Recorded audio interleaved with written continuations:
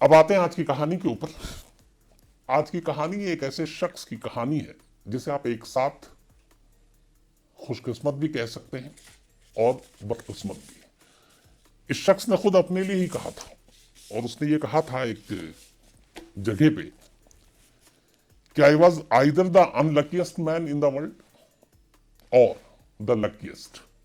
I prefer to believe the latter. यानी कि मैं अपने आप को लकीस्ट मानता हूं, लेकिन 34 साल की जिंदगी में, मतलब उम्र तो काफी अभी भी जिंदा है, लेकिन 34 साल के अंदर इस शख्स ने 7 बार मौत को चकमा दिया।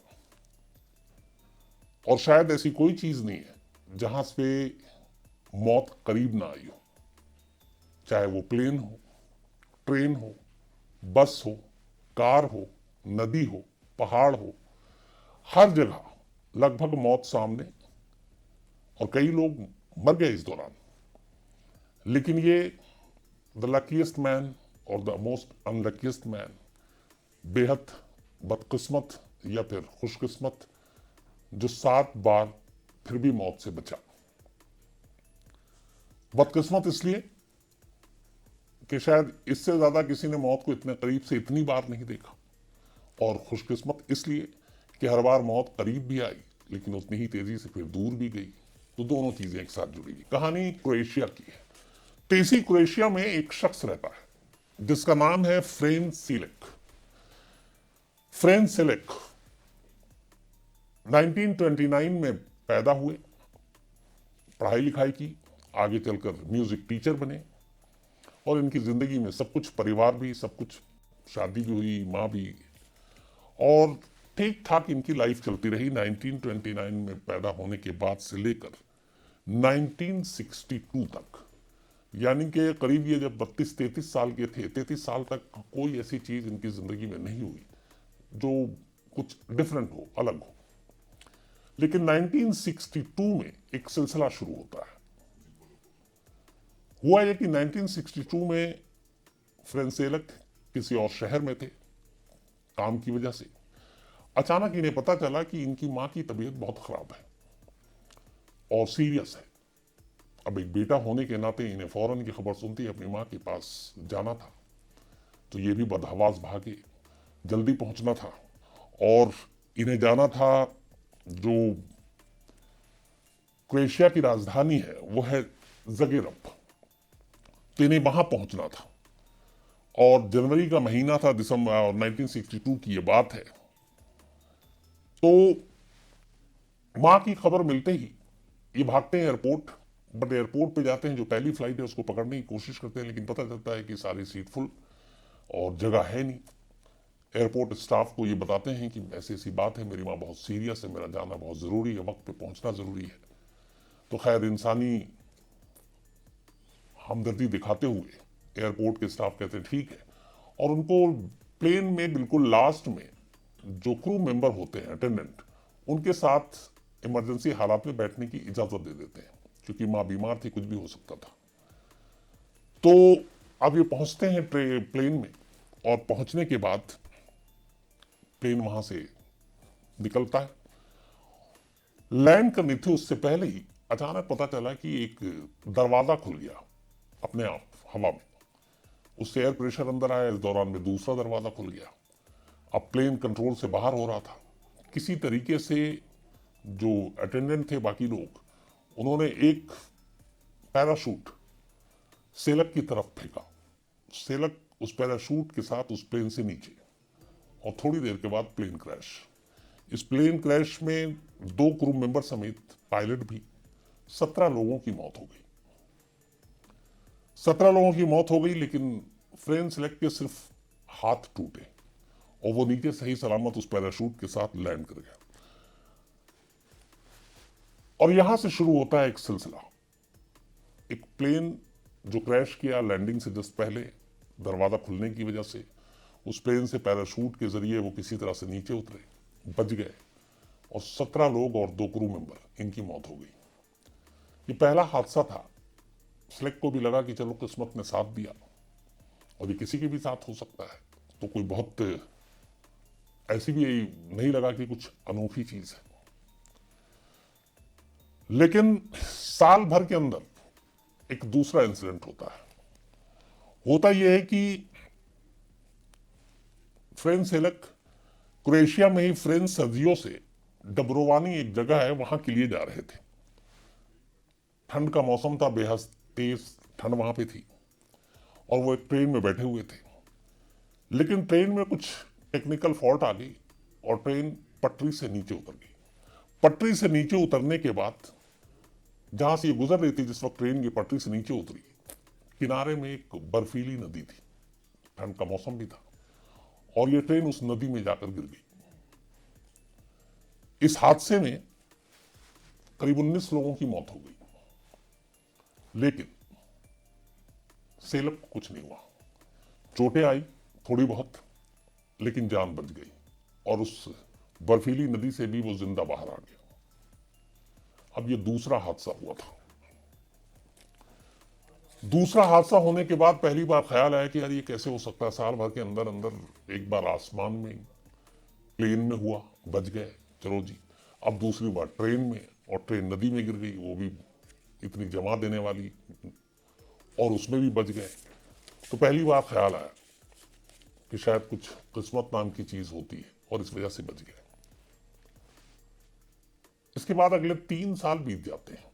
63 से अब 1966 आ जाता है। इन 3 सालों में सब कुछ नॉर्मल कूल, सेलक के साथ कुछ भी ऐसा नहीं हुआ। लेकिन 3 साल के बाद 1966 में फ्रेंच सेलक अपने एक बस में सफर कर रहे थे। तो पहला प्लेन हो गया, फिर ट्रेन हो गई, अब वो एक बस में सफर कर रहे थे, और ये बस में जा रहे थे, बस ठीक ठाक जा रही थी, और तभी बस ब्रेक मारने की वजह से कोई गाड़ी आई थी, फिसल कर एक नदी में जा गिरी। पूरी मुसाफिरों से भरी हुई ये बस। इस हादसे में 4 मुसाफिरों की डूबकर मौत हो गई। हालांकि सेलक जो है, फ्रेंच सेलक, इनको तैराकी आती थी, और किसी तरीके से ये तैरते हुए नदी के दूसरे किनारे तक पहुंच गए। फिर मामूली चोटें आई, लेकिन जान बच गई। अब इस हादसे के बाद क्या हुआ, जो कि 3 साल के अंदर, मतलब पहले 1962 में, फिर 63 में, अब उसके 3 साल के बाद 66 में, तो पहला प्लेन हो गया, फिर ट्रेन हो गई, अब बस हो गई। तो ये सारी जो ट्रांसपोर्ट डिपार्टमेंट की गाड़ियां थी सरकारी, उन सब के साथ एक एक बार जान बच गई। अब ये बात जहन में बैठ गई फ्रेंच सेलक के, यार ये तो बार बार तो किस्मत साथ देगा नहीं। चलो प्लेन में बच गए, बस में बच गए, ट्रेन में बच गए, तो अब इसमें बैठना नहीं चाहिए। अब फ्रेंच सेलक ने कहा कि नहीं, अपनी गाड़ी खरीदनी चाहिए। उन्होंने कार खरीद ली। ये कम से कम सेफ रहेंगे, अपने हाथ में कंट्रोल रहेगा, खुद ड्राइव करेंगे, तो हादसा भी नहीं होगा। अब उन्होंने कार खरीद ली और निश्चिंत मुतमईन हो गए कि चलो अब ऐसा कुछ नहीं होगा जो पब्लिक ट्रांसपोर्ट के साथ मेरे साथ ऐसा हादसा हो रहा था। लेकिन बदकिस्मती का दौर जारी था।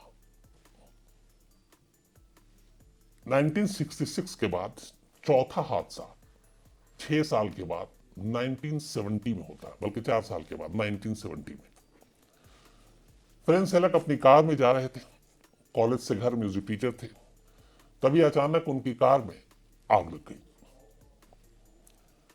गाड़ी वो खुद चला रहे थे, गाड़ी में कोई और था नहीं। आग लग गई, सारी चीजें लॉक, लेकिन किसी तरीके से फ्रेंच सेलक उस कार से खुद को बाहर निकालते हैं, कूदते हैं, और अपनी जान बचाते हैं। जब वो बाहर कूदे, उसके बाद पेट्रोल की टंकी में आग तब तक पहुंच चुकी थी और एक धमाका होता है। पूरी कार के परखच्चे उड़ जाते हैं और पूरी कार धू धू करके जल उठती है। जिसने भी देखा वो ये था कि अगर 3 से 5 सेकंड की देरी और की होती तो फ्रेंच सेलक इस हादसे में आग से या धमाके से किसी एक चीज से तो मारे जाते। लेकिन 3 से 5 सेकंड ने फ्रेंच सेलक को चौथी बार बचा लिया। पब्लिक ट्रांसपोर्ट के बाद अब कार ने भी धोखा दे दिया था, मतलब बदकिस्मती का दौर जारी था। अब 4 बार जिंदगी ने एक तरह से मोहलत बख्शी, और 4 बार मौत आते आते करीब से दूर निकल गई। अगला 3 साल फिर ठीक ठाक गुजरता है। 3 साल के बाद 1973 फिर ये अपने कार में जा रहे हैं। अब इन्होंने दूसरी कार ले ली थी, क्योंकि पहली कार तो हादसे का शिकार हो गई थी। अब इनके साथ एक और कार हादसा होता है।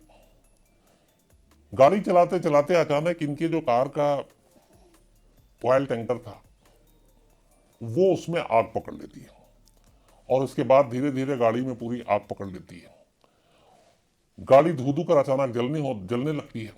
बड़ी मुश्किल से फ्रेंड सेलेक अपने आप को फिर से कार से बाहर निकालते हैं, लेकिन इस बार उनके सारे बाल सर के जल गए, जिस्म के कई हिस्से झुलस गए। हॉस्पिटल जाना पड़ा, कई दिनों तक एडमिट रहे, इलाज चला, लेकिन जान बच गई। पिछली कार हादसे में मामूली चोटें आई थी, लेकिन ऐसा कुछ नहीं हुआ था। लेकिन इस बार उनके बाल पूरी तरह से झुलस चुके थे, जिसमें के कई हिस्से भी जले हुए थे। एडमिट होना पड़ा, लेकिन जान बच गई। 5वीं बार ऐसा हुआ। ये 5वीं खुशनसीबी थी उनकी कि ऐसे हादसे के करीब जाने के बावजूद वो फिर बचे। अब 5 अब तक हो चुका था, लेकिन यहीं पे सिलसिला खत्म नहीं हुआ था। अभी 6ठी बदनसीबी बाकी थी। 1995 73 के बाद एक लंबा अरसा फिर बीतता है, और इस दौरान में करीब 22 साल तक कुछ नहीं होता। उम्र भी बढ़ गई है फ्रेंड सेलेक की, और 22 सालों में इनके साथ फिर कोई ऐसा हादसा नहीं हुआ जो 5 बार हो चुका था।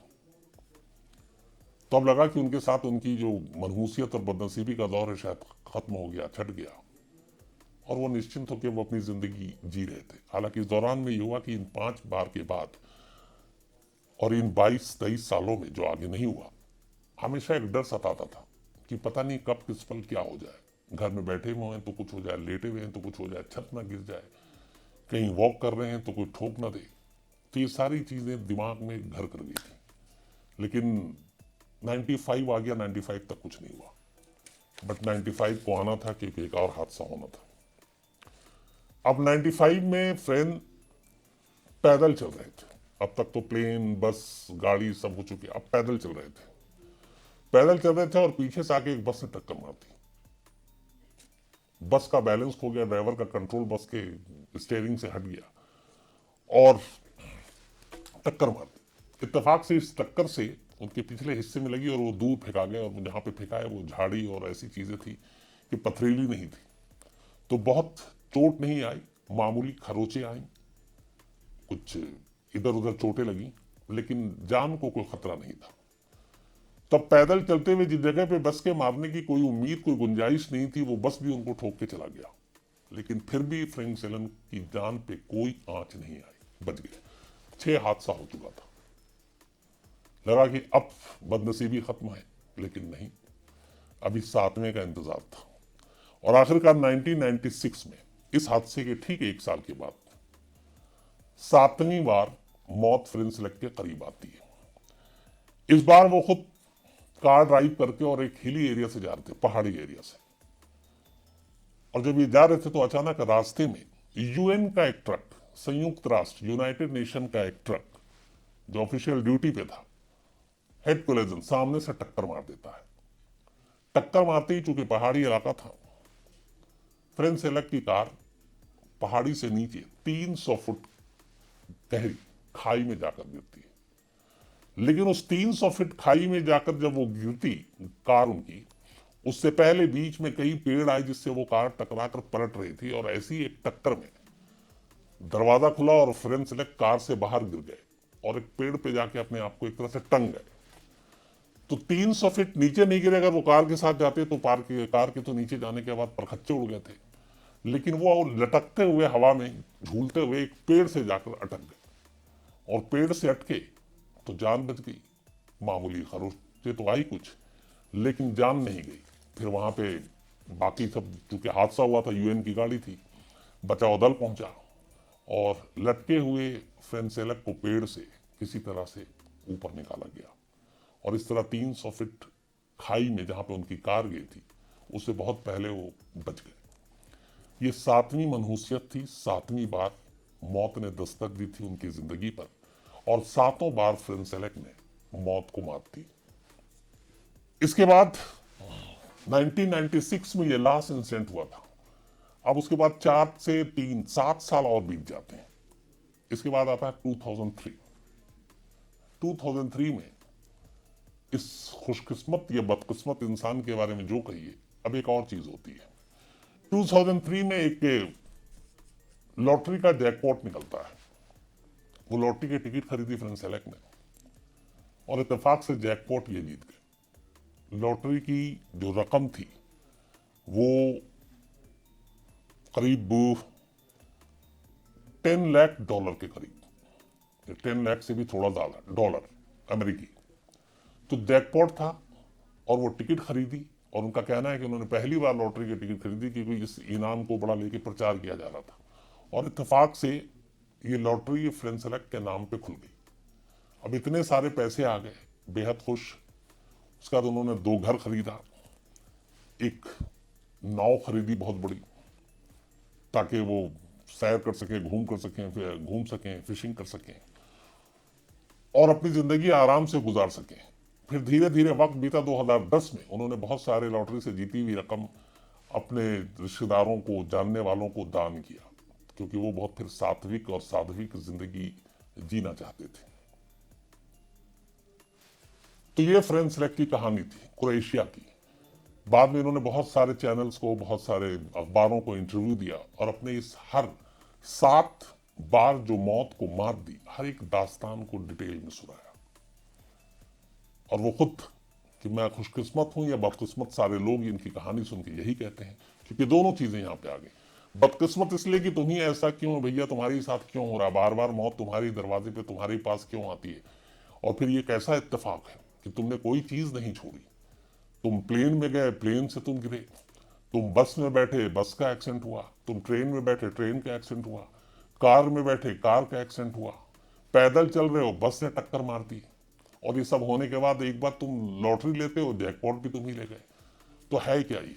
तो इसीलिए इस शख्स को यही कहा जाता है कि ये सबसे खुशकिस्मत बदकिस्मत इंसान है। तो एक साथ एक आदमी खुशकिस्मत भी हो सकता है और बदकिस्मत भी हो सकता है। तो फ्रेंच सेलेक की कहानी थी ये, क्रोएशिया की। दोस्तों, अगर आपने अभी तक चैनल को सब्सक्राइब नहीं किया है, प्लीज सब्सक्राइब कर लीजिए। धन्यवाद।